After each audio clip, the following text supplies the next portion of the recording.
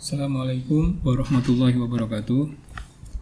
Adik mahasiswa, kita lanjutkan perkuliahan kita yang kedua, pertemuan kedua ini tentang fungsi manajemen jaringan. Insya Allah akan dibahas dua hal dari beberapa fungsi manajemen jaringan. Kalau nggak salah ada 5, ini dua hal kita bahas di pertemuan kali ini, yaitu manajemen unjuk kerja dan manajemen konfigurasi. Nanti ada beberapa studi kasus yang akan juga kita diskusikan. Baik, kita lihat di dalam posisi manajemen jaringan seperti ini. Di sini ada router ya. Bentar.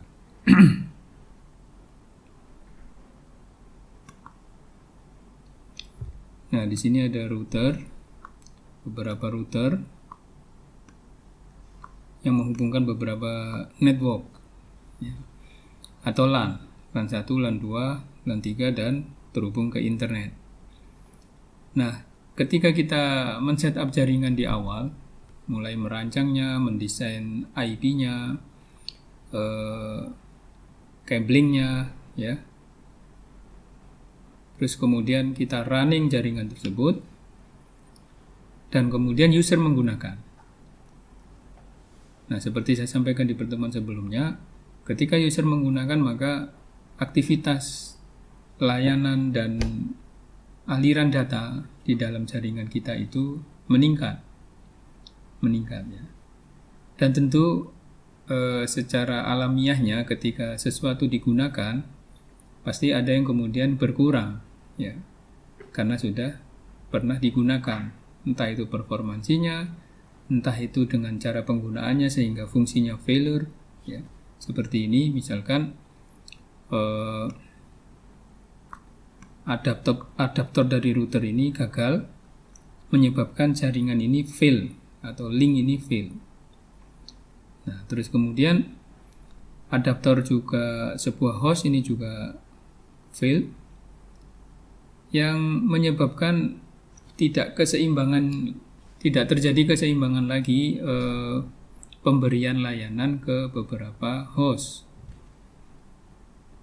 Nah, kalau di sini berarti jaringan di LAN 3 memiliki kendala untuk ke internet, walaupun bisa melalui alternatif saluran yang lain ya. Bisa jadi link antara R4 dan R3 ini adalah the main link atau link utama untuk jaringan LAN 3 terhubung ke internet. Nah, manajemen jaringan adalah suatu sistem, suatu upaya ya, baik itu berupa software, hardware, menggabungkan semua resource itu untuk menjalankan fungsi manajemen jaringan, yaitu memonitoring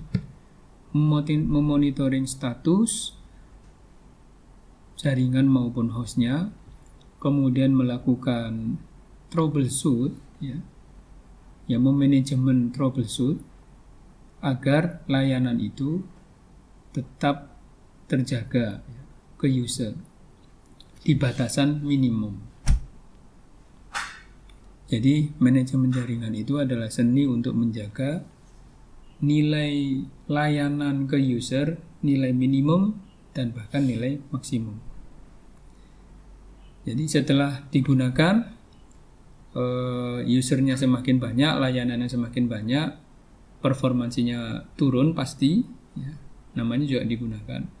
Tapi kemudian melakukan tuning sedemikian rupa sehingga layanannya meningkat di batasan minimum, di atas threshold minimum ya.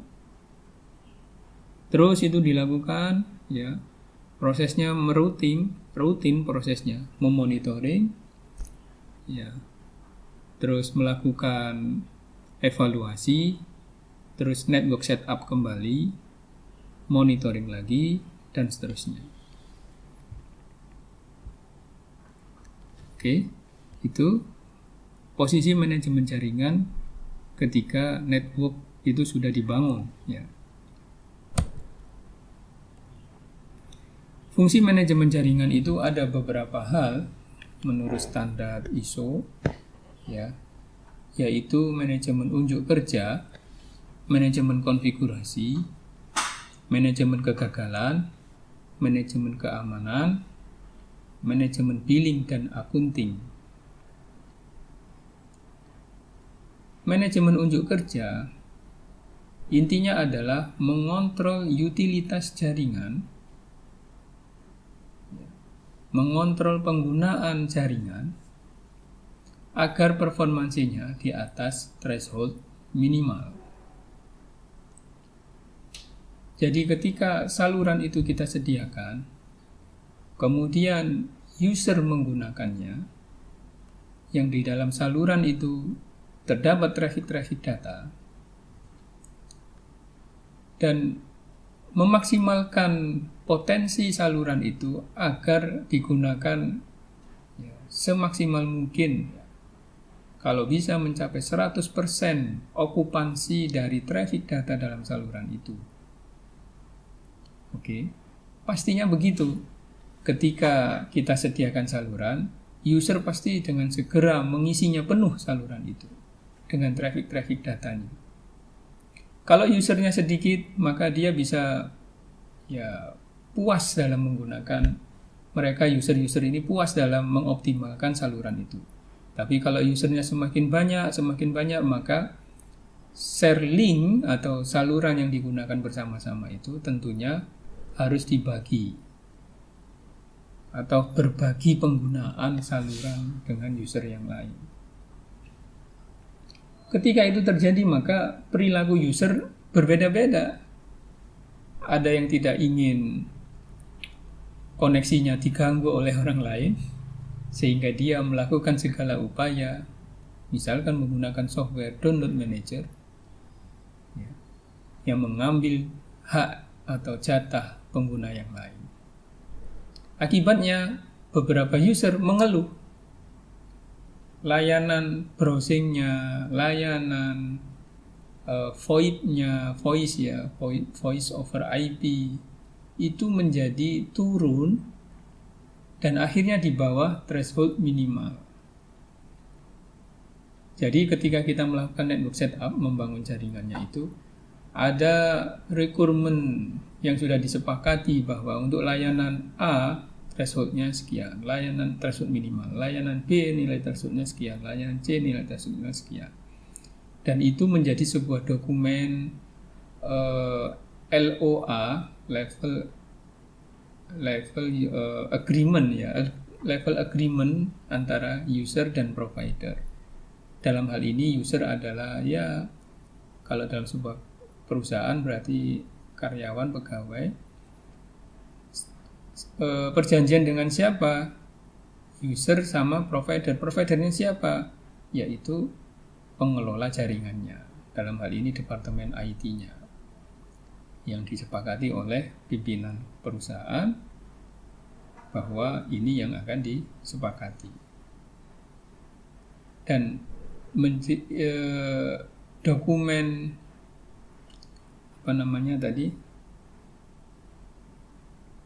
LSA Level Service Agreement dokumen LSA Level Service Agreement itu dijadikan tolok ukur kinerja dari tim provider, tim IT-nya.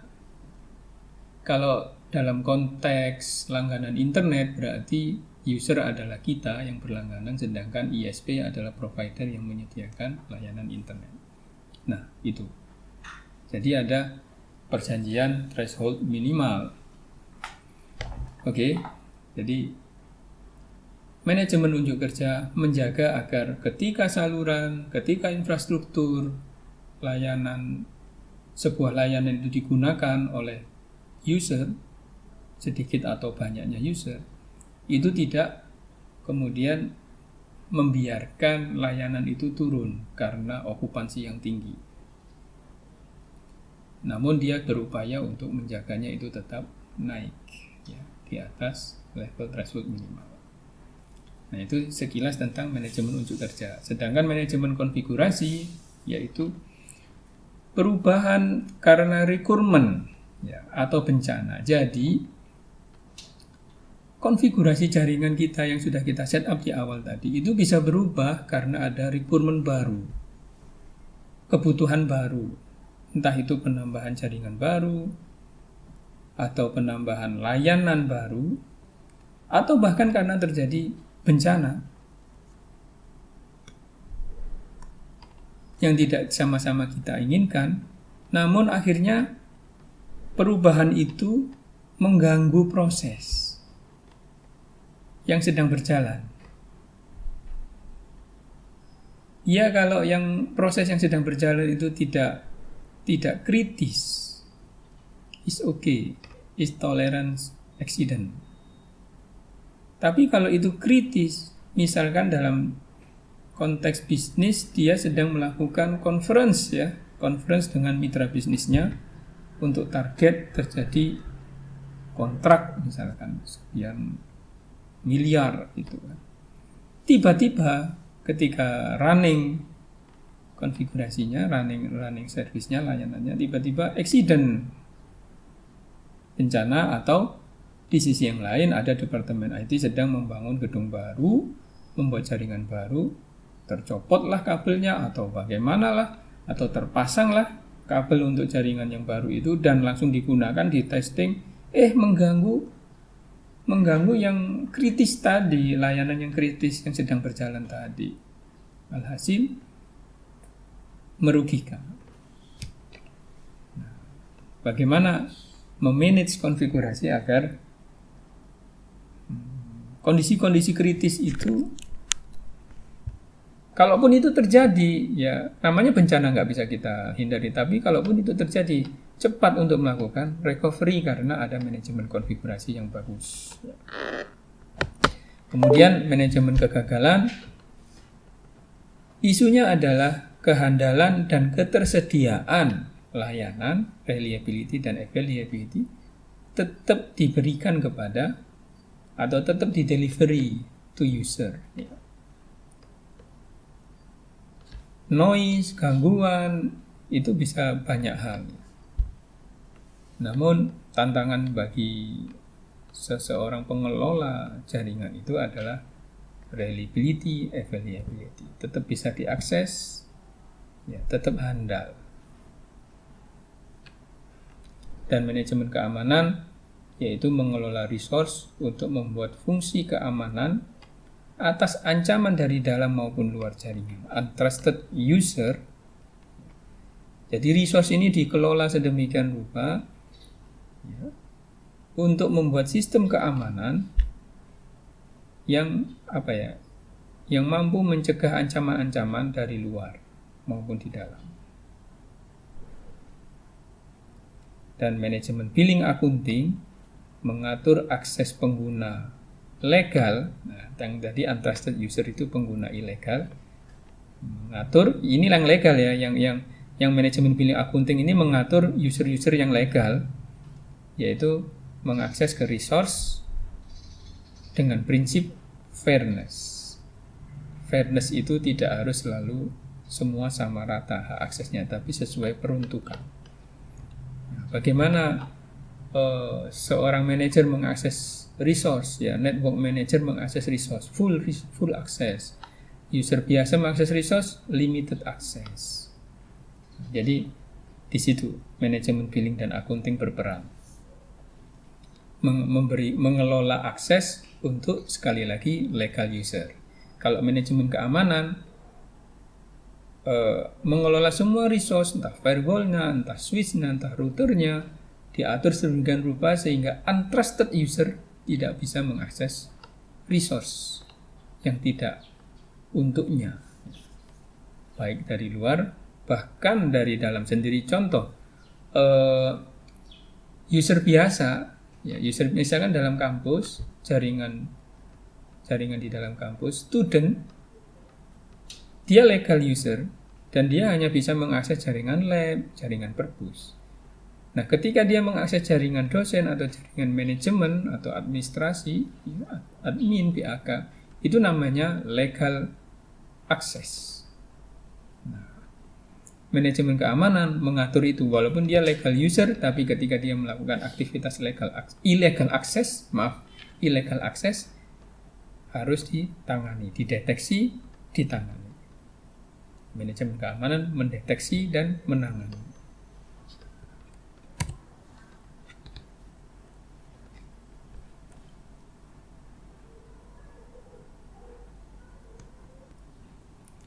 Nah, selanjutnya kita buat studi kasus. Kata kuncinya adalah business requirement and comply with user convenience. Business requirement, jadi business trigger, kebutuhan bisnis, ya.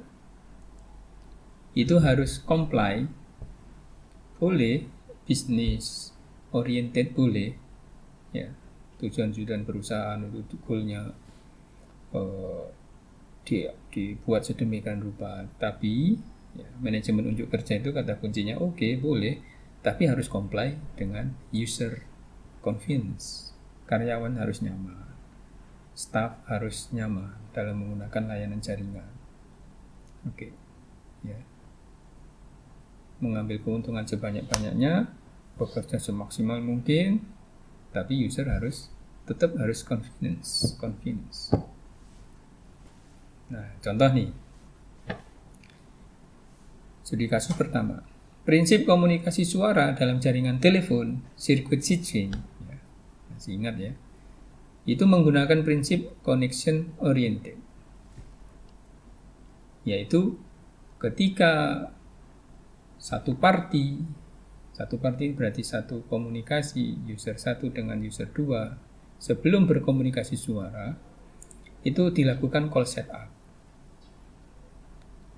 Angkat gagang telepon, dial tone, mendial nomornya, kemudian ring back tone, kembali terdengar suara ring, ya. Terus kemudian angkat telepon dan establish. Baru kemudian terjadi komunikasi suara. Dan ketika terjadi komunikasi suara, maka saluran itu aktif. Nah, makanya connection oriented. Jadi untuk berorientasi pada koneksi itu memerlukan call setup. Jadi ada proses terlebih dahulu yang harus dilakukan antara satu party ini atau dua user ini sebelum melakukan pengiriman informasi suara. Nah, ketika saluran itu establish, ya, maka saluran, ya, antara satu user dengan user yang lain atau caller dengan callee, pemanggil dengan yang dipanggil, saluran fisiknya itu dikatakan online atau busy. Ya kan? Sehingga ketika ada user yang lain atau ya user yang lain menghubungi yang orang sedang aktif ini, apa yang kita sering dengar? Telepon yang Anda tuju, nomor telepon yang Anda tuju sedang sibuk, atau bagaimana lah gitu ya. Kan begitu ya.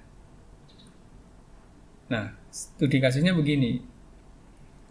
Jadi seorang provider ya yang menyediakan layanan komunikasi telekomunikasi itu berarti satu line-nya sedang aktif digunakan oleh pelanggan mereka,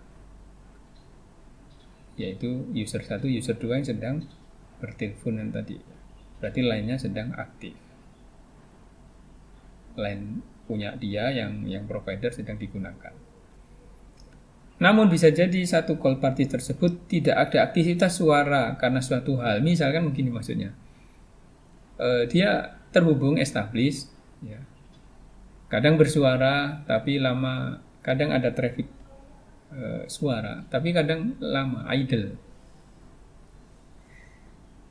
Misalnya ngobrol, habis itu karena sesuatu hal obrolannya menjadi senyap, tapi tetap diangkat nih. Apa ya, misalnya kondisinya mungkin sedang ngambek, tidak ingin bersuara, tapi tidak ingin putus. Nah, gitu. Bersuara, ya. Aktif. Nah, dalam prinsip bisnis, saluran tersebut sia-sia karena tidak ada traffic yang sedang aktif dalam saluran tersebut. Idle sebenarnya. Entah diam-diaman atau bahkan nggak ditutup sehingga saluran itu bisa digunakan orang lain maksudnya karena dia tidak ditutup itu maka salurannya tidak bisa digunakan orang lain. Mentang-mentang murah kali ya biaya komunikasinya ditutup, dia biarin begitu saja. Sedangkan di sisi yang lain ada call party yang sedang waiting call di saluran yang sama, dia di saluran yang sama itu dia sedang nunggu tuh salurannya. Ya, banyak. Artinya setiap saat ketika ini rilis langsung pakai. Ketika saluran itu rilis langsung yang masuk dalam waiting call-nya ini menggunakan saluran itu. Namun karena dia masih waiting, charge-nya tidak aktif. Ya. Artinya charge untuk yang user yang akan menggunakan ini yang belum dihitung, charge-nya masih di satu party yang sebelumnya itu, yang bisa jadi harganya berbeda. Itu jika beda bayarnya, misalkan ini sedang combo aktif ya. Jadi paket combo yang gratis, yang 300 menit call gratis, sedangkan yang sedang waiting itu user yang nggak ada paket-paket apapun, dia memang akan dicas mahal ya, cas normal, bukan cas mahal, cas normal. Dari sisi owner, provider, rugi dong. Karena saluran yang akan digunakan oleh orang yang mau bayar itu sedang digunakan oleh orang yang ya murah atau bisa dikatakan gratisan. Sayang, tidak ada traffic suara, mereka diam-diaman gitu kan. Tapi call-nya aktif, salurannya aktif. Bagaimana ya solusi ada masalah ini? Saya rugi, saya sebagai provider rugi karena saluran saya sedang aktif tapi tidak ada traffic data dan itu tinggal satu-satunya, ada yang mau make gitu, tapi nggak bisa karena belum ditutup atau call-nya belum ended gitu, belum berakhir.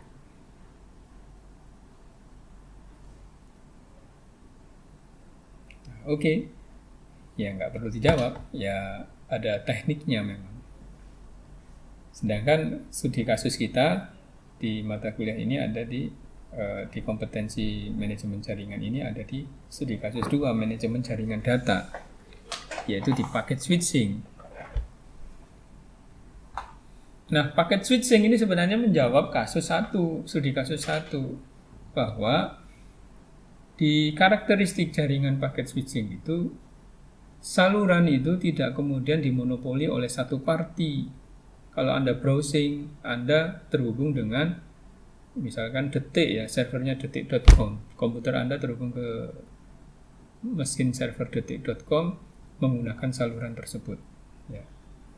Tapi ketika Anda sedang browsing dan aktivitas Anda tinggi dengan detik.com, saluran itu bisa juga digunakan oleh orang lain karena ketika Anda klik terjadi pengiriman paket data, ketika terus dibalas oleh detik.com terjadi pengiriman paket data. Itu tidak selamanya menggunakan saluran secara utuh. Itu ada potongan-potongan paket yang ditransmisikan dan ada satu slot dalam saluran itu yang idle. Nah, karakteristik jaringan paket switch itu atau internet itu bisa disisipi oleh user-user yang lain atau layanan-layanan yang lain dari user yang lain. Sehingga efisien banget. Jadi saluran itu akan penuh yang terdiri dari user 1, user 2, user 3, user 100 bisa jadi begitu. Yang paketnya saling menggunakan saluran yang sama, namanya share media. Ya, ini menjawab kasus yang pertama. Namun, ini kalau Anda ngobrol di kasus yang pertama itu, clear, jernih. Tapi kalau kemudian studi kasus yang kedua ini tantangannya, questionnya begini. Sering Anda merasa tidak puas dengan akses internet yang lambat, dalam tanda kutip banyak hal ya, sebab lambatnya. Ya kan? Satu sisi optimum penggunaan saluran transmisi, artinya dari sisi provider senang, banyak user yang bisa menggunakan saluran yang sama, efisien banget pokoknya. efisien banget okupansi saluran yang dia miliki dan disewa oleh pelanggan-pelanggan yang lain. Ya. Namun pelanggannya itu ada yang tidak puas, lambatlah, dan seterusnya. Nah, muncul pertanyaan, kenapa ya? Nah, ini yang akan disolving oleh dan tugas utama dari pengelola jaringan komputer, yaitu manajer, ya, manajemen jaringan. Bisa diselidiki lebih dalam lagi, traffic yang padatkah? Saluran itu kalau digunakan full, ya digunakan full oleh 2 user, 3 user is okay. Tapi kalau sudah 20 user menggunakan saluran yang sama, itu ibarat potongan datanya kecil-kecil. Karena berbagi kan, potongan paketnya itu kecil-kecil, tidak puas. Nah, itu yang dikatakan traffic yang padat. Itu saya tak kasih tanda kurung, itu salah satu metode solusinya, yaitu memberikan prioritas agar user-user tertentu atau aplikasi jenis paket dari aplikasi tertentu, misalkan aplikasi real time dengan aplikasi non real time, mendapatkan prioritas yang berbeda dalam penggunaan okupansi saluran yang sama tersebut. Ya. Sehingga user yang menggunakan aplikasi real time tidak mengeluh lambat. Ya. Sedangkan user yang menggunakan aplikasi non real time seperti browsing email juga aman-aman saja, di-share bandwidth, ibaratnya share bandwidth ke user yang real time tadi is oke-oke saja. Ya gitu. Kemudian isu apa? Fairness, nggak adil gitu kan dalam mengakses. Nah, ini dikasih clue. Salah satunya metodenya itu ke manajemen akses. Siapa mengakses saluran itu? Siapa saja yang bisa mengakses saluran itu? Kalau yang atas tadi semua orang bisa mengakses, tapi kalau yang fairness ini mungkin dipilih ya, atau based on time ya, kapan waktunya dia mengakses, kapan tidak bisa mengakses. Agar terjadi, sekali lagi, goalnya ini solusi agar tidak ada yang merasa lambat. Nah, ya pasti kan lambat itu ada threshold minimalnya. Aplikasi apa? Kalau aplikasi voice, delay-nya tidak boleh lebih dari 150 milisecond. Itu standar ITU-T ya. Video streaming ya tidak boleh lambat lebih dari misalnya berapa? 400 milisecond gitu ya. Dan seterusnya. Isu apa lagi yang diangkat ketika orang merasa lambat itu? Kenapa lambatnya? Kebijakan. Bisa jadi kebijakannya tidak tepat ya. Tidak tepat mengimplementasikan sebuah rules, protokol dalam jaringan untuk memberikan layanan, beberapa layanan ke beberapa jenis user tidak tepat. Nah, itu perlu direview. Sehingga seperti yang tadi saya sampaikan, dia siklus, manajemen jaringan siklus. Apply policy, apply konfigurasi, testing, monitoring, evaluasi, masih ada muncul komplain terus. Tapi siklus itu tidak kemudian memuaskan semua user, no. Tapi minimal mereduksi orang yang komplain. Semangatnya adalah tidak ada yang komplain. Tapi yang bisa kita upayakan mereduksi.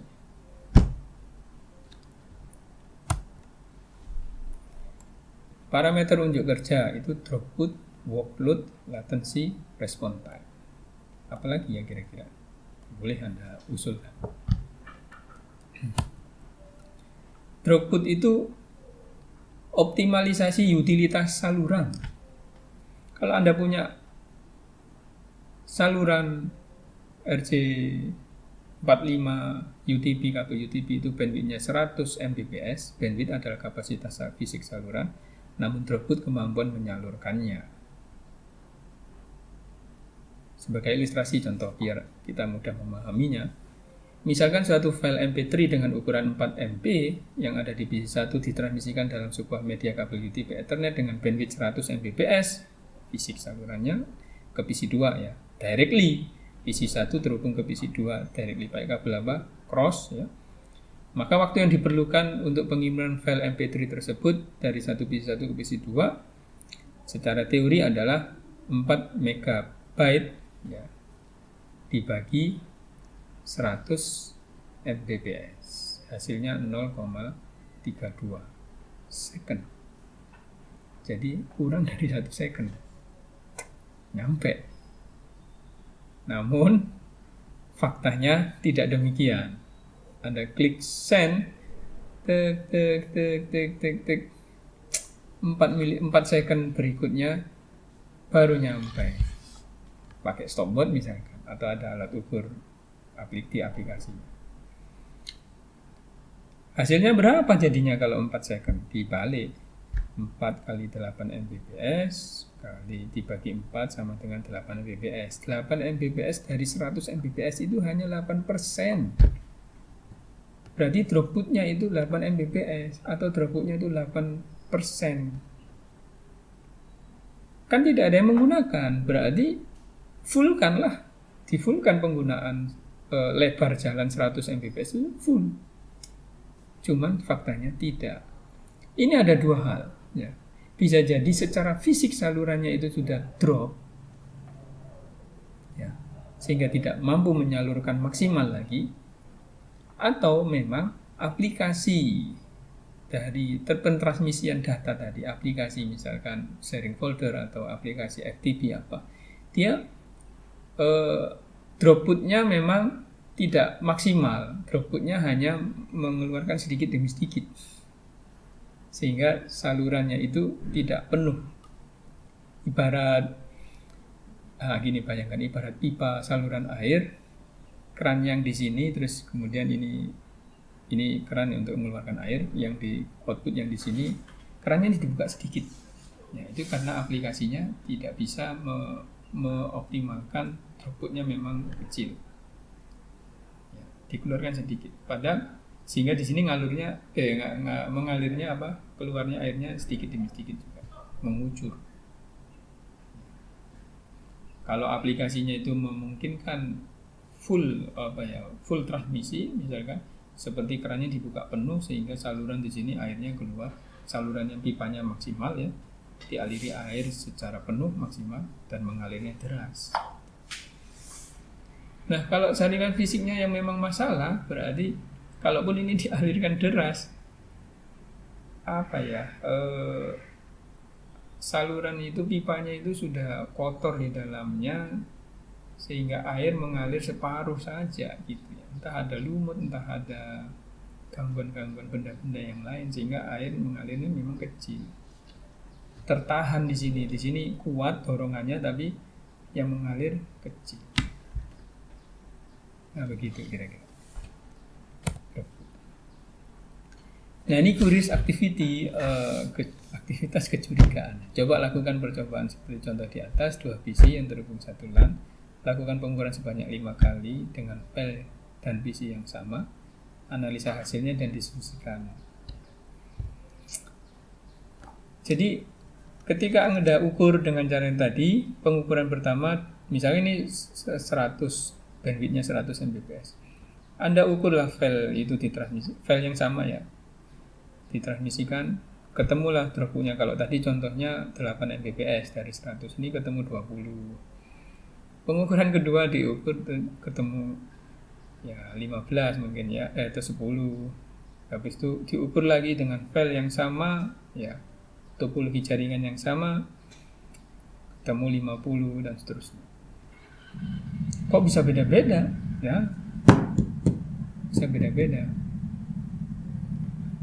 Ini Anda coba mungkin di jaringan yang terhubung dengan PC-PC yang lain ya. Kalau yang tadi contohnya directly connected kan, tapi ini terhubung dengan komputer-komputer yang lain dalam satu LAN atau beberapa LAN ya.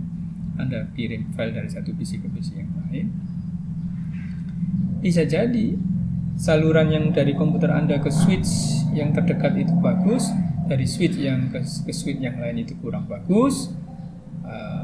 Terus masuk ke router, ternyata router ada bottleneck service, di mana user-user yang lain juga menyibukkan router sehingga paket yang Anda kirimkan ke tujuan itu jadi terhambat ya karena kesibukan router tadi ya, dan seterusnya. Banyak faktor. Tapi kalau kita ingin mengukur throughput dari satu saluran spesifik, maka diukurnya dari titik itu ke titik itu. Kayak contoh yang sebelumnya tadi. Tapi kalau secara umum, throughput kita ke internet misalkan, ya banyak faktor. Yang tadi kualitas saluran, satu lagi faktor aplikasi, membuka kerannya tadi. Yang ketiga ketambahan, utilitas jaringan, utilitas kesibukan jaringan, load beban jaringannya itu. Sehingga Anda berebutan, paket Anda berebutan saluran dengan user-user yang lain. Sehingga lesson learn-nya adalah throughput never touch bandwidth. Never. Gak ada ceritanya throughput itu yang sama persis dengan bandwidth. Walaupun Anda beli kabel baru pun gitu ya, pasti kurang dari bandwidth. Throughput depend on traffic density, kepadatan traffic bisa jadi, atau murni pure channel capability. Nah, ini sebuah question yang bisa jadi riset. Yang jelas, throughput itu adalah penggunaan secara real time waktu nyata saat itu, diukur dalam waktu tertentu. Bukan kapasitas jaringan, tapi ketika dicoba, diukur kondisi realnya seperti apa. Itu throughput. Sehingga kalau Anda membeli layanan internet, pasti dia bilang bandwidth, bukan throughput. Karena mereka juga nggak bisa memberikan jaminan. Bandwidthnya 100 Mbps, Pak. Ya, seharusnya Bapak akan mendapatkan maksimum 100 Mbps. Maksimum kan? Bisa jadi tidak sampai. Tapi ketika Anda ukur bandwidth Anda untuk throughput Anda ke internet, dari waktu ke waktu ternyata Anda mendapatkan jumlah yang ya di bawah 50% dari bandwidth yang Anda agreement, Anda layak untuk komplain. Ya, tapi kalau kemudian di atas 80-90 ya Anda jangan komplain-komplain kali lah gitu. Ya itu wajar lah gitu. Begitu ya.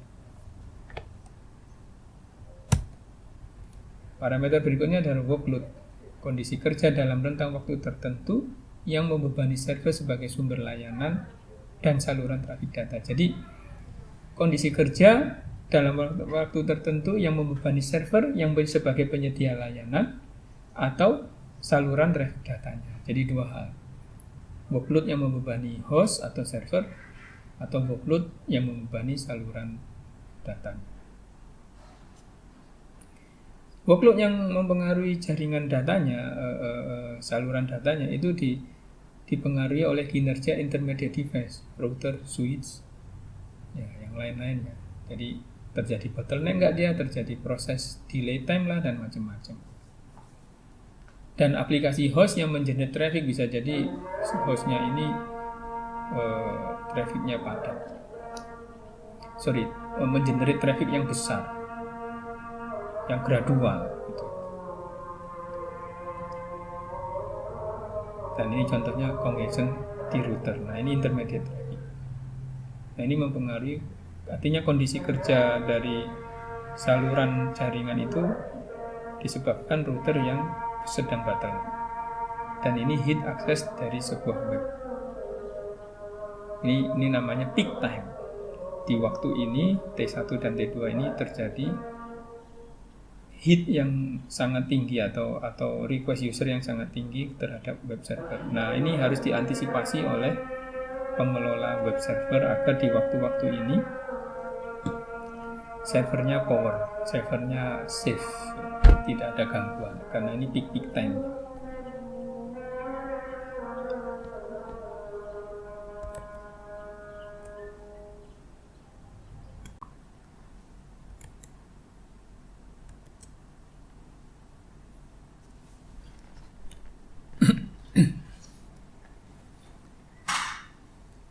Baik, jadi manajemen workload itu mengatur agar pertama, saat peak time kemampuan server memenuhi memenuhi layanan dari user. Yang kedua, bagaimana memanajemen user access yang dalam hal ini bisa mengatur beban dari jaringan untuk membaginya di semua waktu yang ada agar tidak menumpuk di satu waktu yang sama. In case kalau servernya memang tidak sanggup dalam peak sekian ini menunjukkan gejala ketidaksanggupan dari server ya, entah mulai proses ada yang terabaikan dan atau delay yang terlalu lama gitu ya. Jadi begitu ya. Mengatur resource yang ada di server sehingga saat peak time dia masih optimum, atau mengatur yang pengaksesnya diatur di waktu-waktu yang lain, nanti manajemen waktu, manajemen aksesnya ya, memainkan waktunya agar tidak menumpuk di satu waktu. Kita lanjutkan dengan latensi.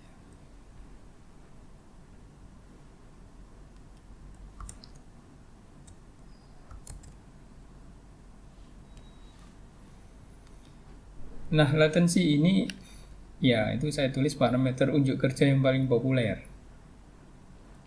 Delay, latensi, satuannya milisecond. Biasanya beberapa research menggunakan parameter ini untuk mengukur performansi sistemnya ya, yang kaitannya dengan transmisi ya biasanya ya. Latensi itu dikatakan end-to-end delay. Jadi end-to-end delay. Saya bisa analogikan seperti ini. Kalau kita berkomunikasi suara, sejak keluar suara dari mulut kita sampai terdengar masuk ke telinga pendengar, waktu yang diperlukan itu latensi. Sehingga 3 jenis delay yang membangun latensi itu adalah delay propagasi, perambatan. Terus kemudian delay transmisi. Anda bisa baca detail di modul yang saya bagikan itu, delay transmisi. Kemudian delay proses, delay. Nah, delay propagasi ini delay perambatan. Artinya mutlak milik dari atau sebab dari media. Seberapa besar hambatan dari media, sebesar itulah delay propagasinya. Sedangkan delay transmisi adalah proses dari out interface sebuah perangkat ke media. Nah, ini di layer 2 ya, di layer 2. Bagaimana medium access control ya. Medium access control itu menyumbang delay. Dan delay proses itu ketika masuk ke sebuah perangkat, entah di-routingkan, entah di-switchingkan, mekanisme sampai keluar lagi. Nah, ini ada delay ya, ketika masuk nanti ada tuning QoS-nya di situ, maka paket itu masuk dalam antrian sebelum kemudian dikeluarkan kembali di sisi yang lainnya. Nah, itu delay proses. Semakin banyak melewati router, semakin banyak delay prosesnya. Tidak hanya router, bahkan perangkat seperti switch, access point, walaupun itu kecil, tetap aja itu penyumbang delay. Keseluruhannya digabung, kemudian jadi latensi. Nah, subparameter dari latensi itu salah satunya adalah jitter. Ini menarik juga. Biasanya ketika bicara mengangkat parameter latensi, pasti juga ada parameter jitter. Jitter dikenal dengan variasi delay. Jadi, begini ilustrasinya. Kalau di sender mengirim 5 paket dengan rentang jarak antar paket satu dengan paket yang lainnya ini sebenarnya satu informasi kemudian disegmentasi menjadi 5 paket kecil ya, di mana setiap pengiriman setiap paketnya itu delay 10 milisecond gitu ya. Kemudian ditransmisikan. Terus diterima di sisi penerima dengan jarak penerimaan paket satu dengan paket yang lainnya secara berurutan itu juga 10 milisecond. T yang pertama sekian, T yang kedua adalah T1, T untuk paket berikutnya adalah T1 ditambah 10 milisecond, T untuk paket yang ketiga adalah T2 ditambah 10 milisecond dan seterusnya, jaraknya 10 milisecond, maka itu bisa dikatakan jitternya 0. Kalau dikirimkan dengan jeda 10 milisecond, diterima dengan jeda 10 milisecond, itu jarak jitternya adalah 0. Namun itu susah ditemui. Karena apa? Karena di karakteristik dari paket switching, paket yang setelah disegmentasi menjadi 5 bagian kecil, masing-masing ini independen untuk mengarungi jaringan yang dia lalui untuk sampai ke tujuan. Ada yang melewati jalur yang sama, ada juga kadang-kalanya melewati jalur yang lain, tergantung saat kondisi jaringan tertentu menyebabkan dia harus menggunakan jalur yang lain. Ya, keputusan router itu ya. Semakin dekat jaraknya, semakin mungkin menggunakan jalur yang sama. Tapi semakin jauh, semakin melibatkan banyak jaringan, semakin kecil menggunakan jalur yang sama. Akibatnya jitter jarang dijumpai 0. Ya. Karena kedatangan paketnya, waktu kedatangan paket satu dengan yang lainnya itu bisa berbeda-beda. Nah, konklusinya adalah semakin besar jitter,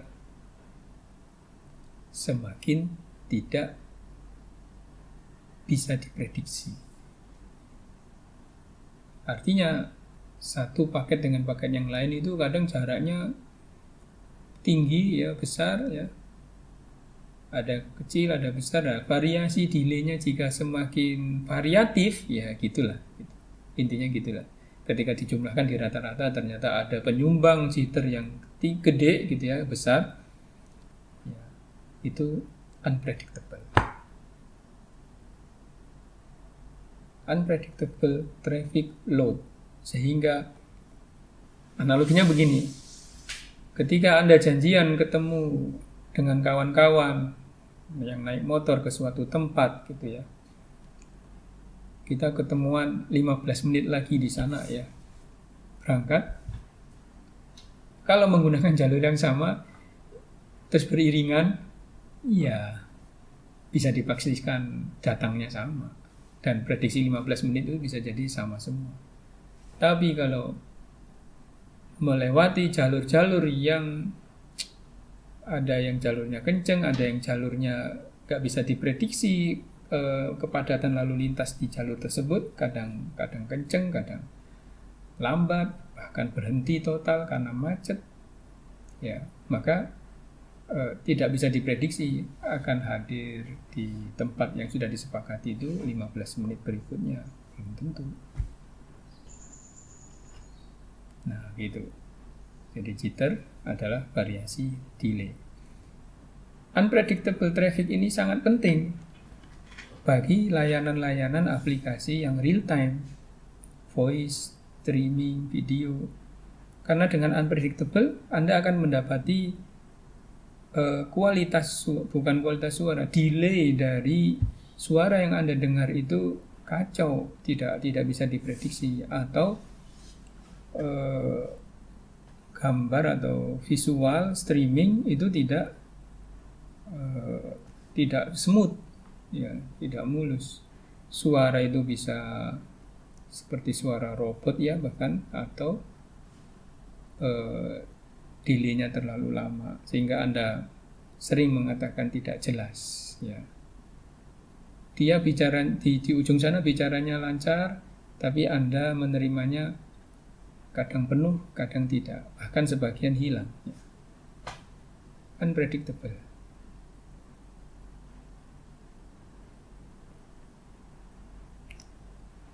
Baik. Selanjutnya adalah response time ya. Waktu yang diperlukan saat request layanan. Dan umumnya ini terjadi saat komunikasi dengan menggunakan protokol transport TCP, di mana di situ ada mekanisme membangun hubungan ya sebelum mengirimkan request paket datanya yaitu three-way handshake. Nah, proses request. Jadi sebelum mengirimkan informasi yang sesungguhnya, ya, datanya, ya, itu ada proses. Kalau tadi kita bicara call setup, ini bicara link setup lah, bisa dibilang begitu, ya. Link setup, three-way handshake, mengirim sinyal SYN, kemudian yang lawan mengirim ACK. Oke, saya mau berhubungan. Oke, kemudian mengirim SYN dan ACK, baru establish, baru mengirimkan paket datanya. Nah, ini kan proses request sebenarnya, ya. Proses request. Jadi kalau Anda memesan sebuah makanan ke, ya, restoran gitu kan, ya, atau GoFood, ya, misalkan gitu. Bukan pengiriman makanan ke rumah Anda, tapi saat Anda mulai memesan terus kemudian direspon oleh penyedia makanannya. Oke, pesanan sudah kami terima dan sekarang sudah pengiriman. Nah, sampai mendengar informasi sudah mulai dikirimkan, itu namanya request, proses request. Nah, itu butuh berapa lama? Itu respon time. Latensi umumnya diukur saat pengiriman paket data, ya, saat pengiriman makanannya itu latensi. Sedangkan respon time diukur proses membangun komunikasi atau saat pemesanan, ya, reservasi. Nah, mungkin lebih tepatnya analogi saat Anda, ya, ini periksa kesehatan, ya, menggunakan BPJS dan umum. Di reservasi sudah dipisahkan. Nah, ini belum dilayani sama dokternya, ini belum.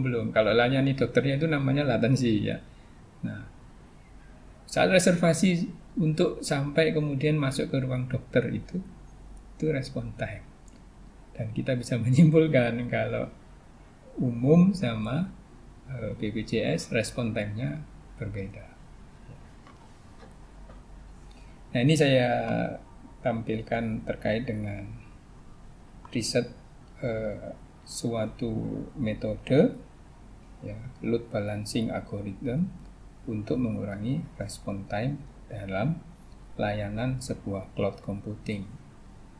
Boleh di searching, ya, nanti pakai Google Scholar saja, di searching judulnya, nanti keluar dan bisa Anda baca.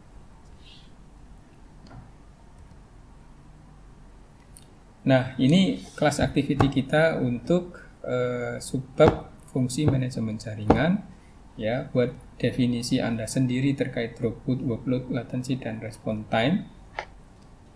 Referensinya Anda bisa cari di sini atau di internet, ya. Untuk kemudian Anda buat gambar throughput, Anda buat gambar di board, ya, di board. Terus kemudian Anda kasih keterangan. Throughput itu begini sesuai gambar di atas, begini. Workload, latency, respon time. Oke.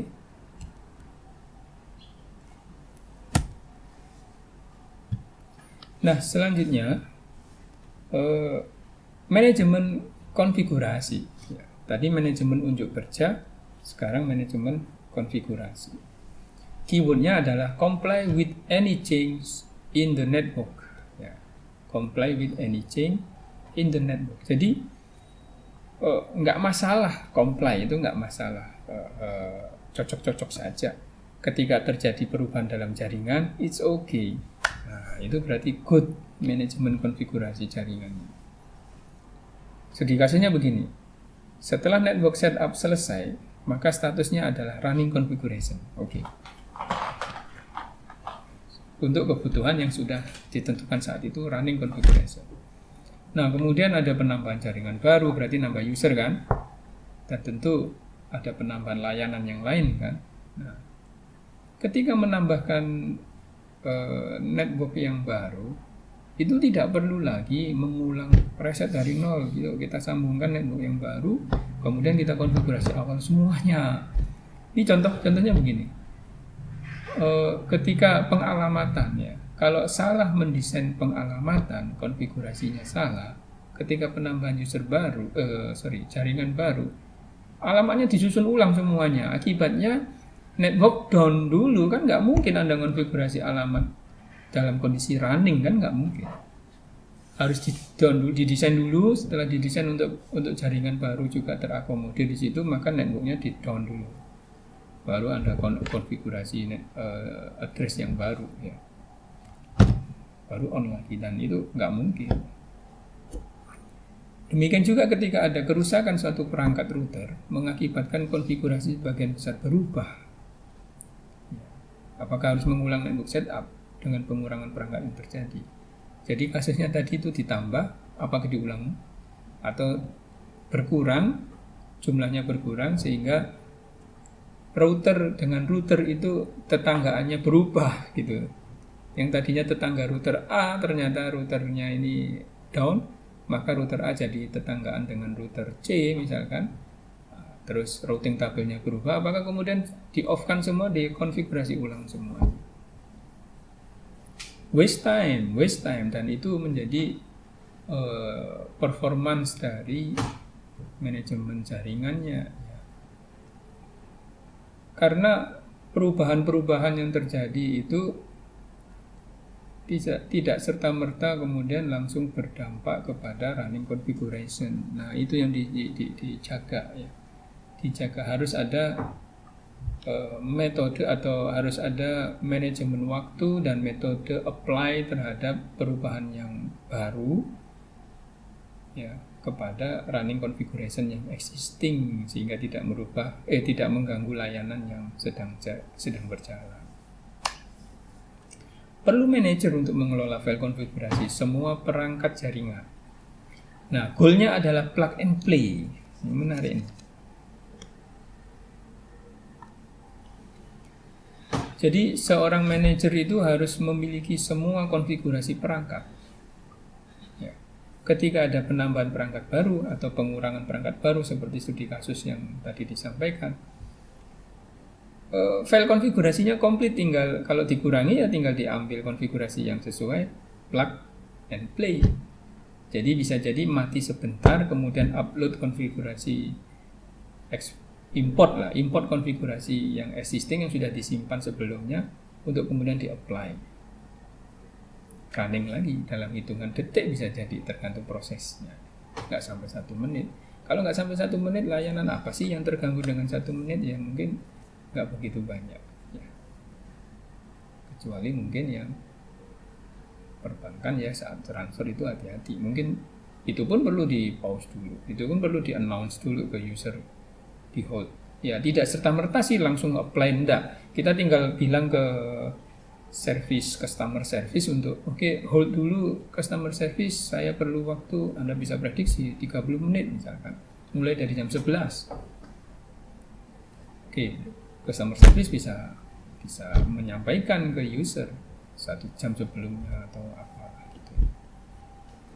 Nah, dari sisi waktu perlu routing proses, ya, untuk melakukan pengumpulan informasi konfigurasi dari setiap managed object. Managed object ini perangkat-perangkat yang memang perlu di backup file konfigurasinya, yang sangat kritikal, yang in case kalau down, rusak, file konfigurasinya sudah ada dan tinggal di plug and play. Apakah itu PC host? Mungkin tidak. PC host client tidak. Router iya, switch iya, access point iya, server iya. Nah, itu yang dimaksud managed object. Objek-objek kritikal yang senantiasa perlu dipantau, file konfigurasinya di backup terus, ya, secara rutin. Misalkan kalau di sebuah kantor tiap pekan itu biasanya di hari Jumat atau hari Kamis gitu, agar Seninnya prima kembali, layanannya prima kembali. In case kalau ada masalah, Jumat bisa dicek kembali sehingga tidak mengganggu weekend down, weekend off maksudnya. Ya, manajemen pengaturan seperti itu harus dilakukan. Secara advance bisa dilakukan otomasi setiap ada perubahan. Jadi bisa jadi ketika ada perubahan dan itu menjadi trigger untuk membackup konfigurasi. Ketika ada yang masuk ke sebuah konfigurasi sistem, otomatis ter-record aktivitasnya dan backup sebelumnya konfigurasi sebelumnya di backup dulu. Nah, itu otomasi melakukan backup. Berikut komponen manajemen jaringan. Ini saya ambil dari internet, bagus ya. Pertama ada desain requirement. Jadi ini network setup ya, network setup. Jadi service level SLA, service level agreement. Kalau tadi saya mengatakan level service agreement, ya SLA yang tepatnya. Service level agreement antara user sama developer, user sama provider itu dicatat di dalam design requirement dan itu di-apply saat network setup awal.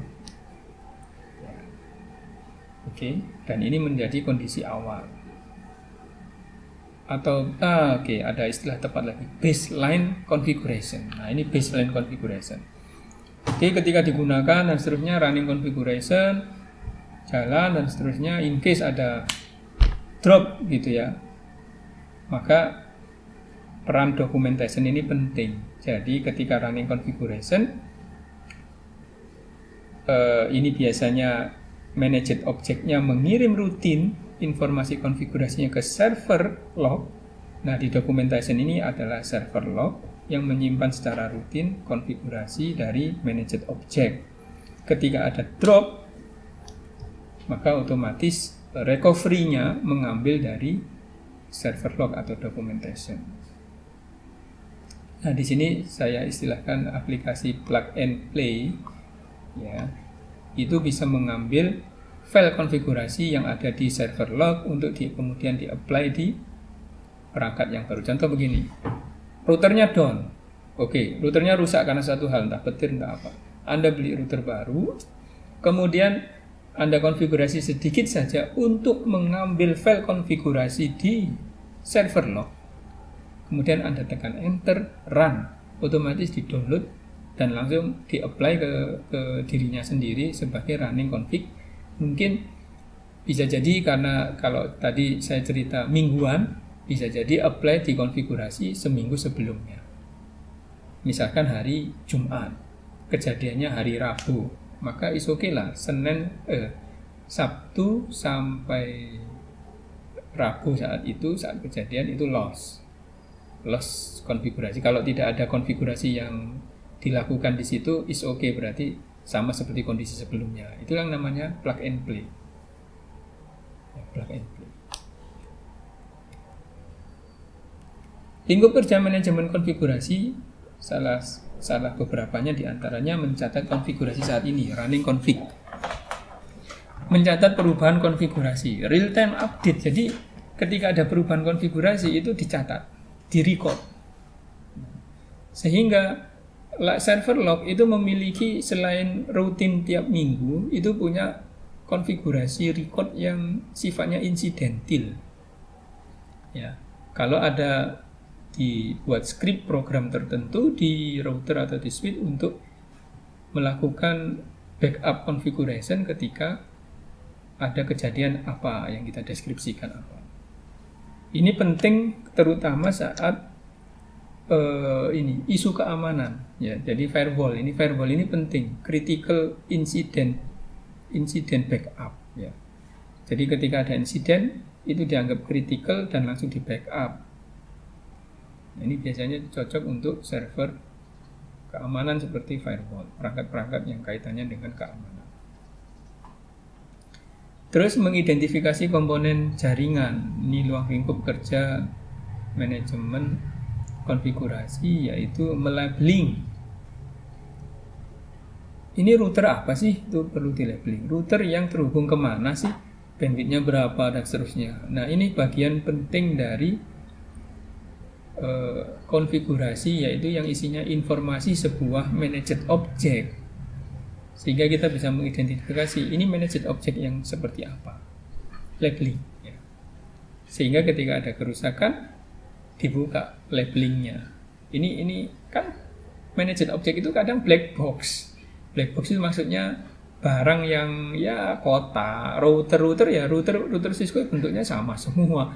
Mana ada tuh tulisin di situ, kertas ditempelin situ kan enggak, labeling. Jadi semua masuk dalam labeling secara digital ya.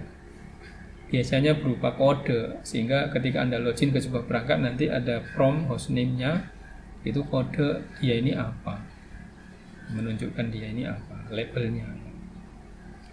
Terus berikutnya adalah inisialisasi sistem jaringan. First scanning for awareness, maksudnya ketika sebuah perangkat itu hidup pertama kali, dia akan meload status dia terakhir ya.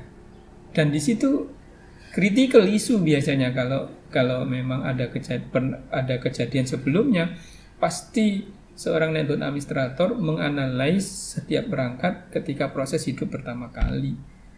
Ada kejadian apa di situ, itu bisa terbaca.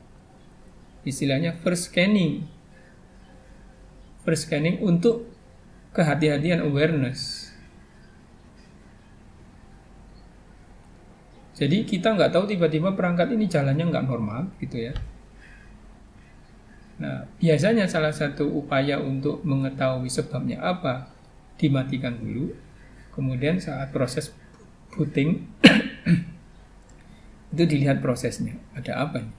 Bisa jadi ada user yang login, last login user tadi malam, bisa kejadiannya pagi, tadi malam last login. Padahal kita nggak merasa login ke perangkat ini di kemarin malam gitu kan, enggak. Misalkan seminggu yang lalu, ini kok ada upaya masuk tadi malam nih, something wrong. Terus habis itu kita lihat history, masuk ke sistem, lihat history komennya, history perintah-perintah yang dilakukan oleh yang last login tadi apa. Oh, ternyata dia melakukan konfigurasi ini. Oh, di sini mismatch configuration-nya sehingga dia nggak optimum perangkat ini. Nah, itu first scanning awareness. Dan yang terakhir, lingkup kerjanya yaitu mengubah parameter jaringan untuk update akan policy-policy yang baru ya, mengupdate kebijakan sehingga dampaknya kepada konfigurasi perangkat-perangkat jaringan ya. Biasanya kebijakan IT di sebuah corporate itu, entah karena ada layanan yang baru atau pengembangan scalability network yang baru gitu ya.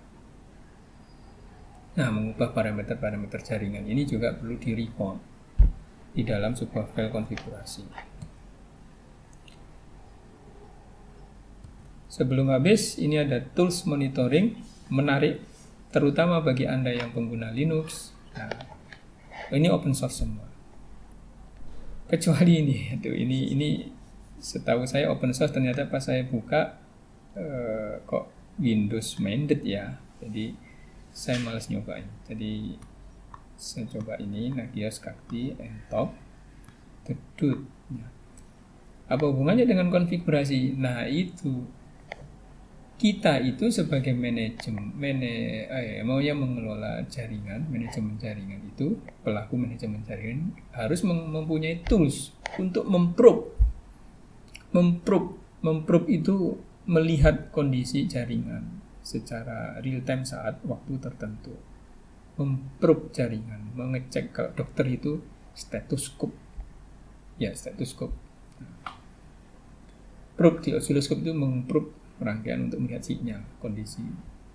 Yang kita nggak lihat secara kasat mata, tapi dengan adanya alat ini kita bisa melihat kondisi jaringan. Ya. Agar kita memastikan konfigurasi yang running saat itu bekerja sesuai dengan desain awal.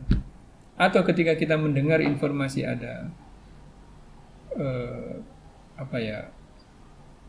network performance turun atau ancaman-ancaman terhadap keamanan jaringan, maka di sisi konfigurasinya kita cek apakah konfigurasi semua perangkat yang kita desain itu sesuai dengan desain di awal atau ada perubahan. Yuk kita lihat, di-probe, jaringan itu di-probe, dicek pakai Nagios Kakti Entop. Misalkan Kakti, kita bisa melihat host server, router, kondisi trafficnya seperti apa dari satu aplikasi manager ya. Namanya ketika komputer diinstal Kakti maka dia sebagai manager, sedangkan yang lain sebagai agent untuk melaporkan kondisinya. Ditampilinlah di komputer manager kondisinya masing-masing agent atau managed object tadi. Dari situ seorang network administrator ya kita bisa menganalis apakah isu keamanan atau isu performansi yang turun itu ada kaitannya dengan kondisi jaringan saat itu. Kalau tidak ada berarti hoax isunya. Kalau ada, nah masuk kepada penanganan fungsi manajemen berikutnya, fungsi manajemen keamanan atau fungsi manajemen kegagalan, ya, atau ada yang menyalahgunakan hak akses, fungsi manajemen akunting dan billing. Ya. Tentu tadi kalau isunya performansi berarti langsung kelihatan tuh ada yang di bawah threshold minimum di fungsi manajemen unjuk kerja tadi. Ini semua mirip, ya, cuman setiap aplikasi ada kelebihan dan kekurangan. Silahkan dicoba download, di situ ada petunjuknya ya, dan cara penggunaannya. Tentu ketika komputer Anda terinstall Nagios, Kakti atau Entop, dia sebagai manajer, terus maksudnya harus terhubung ke jaringan dan mana yang dikatakan managed objeknya yang mana harus ada, mana agentnya mana. Berarti tentu komputer Anda setelah install tools ini harus terhubung ke jaringan yang akan Anda monitoring. Baik, itu dari saya materi kali ini tentang fungsi manajemen jaringan. Kita lanjutkan dengan materi-materi berikutnya yang masih pada topik manajemen jaringan dan keamanan. Sekian. Ya, Assalamualaikum warahmatullahi wabarakatuh.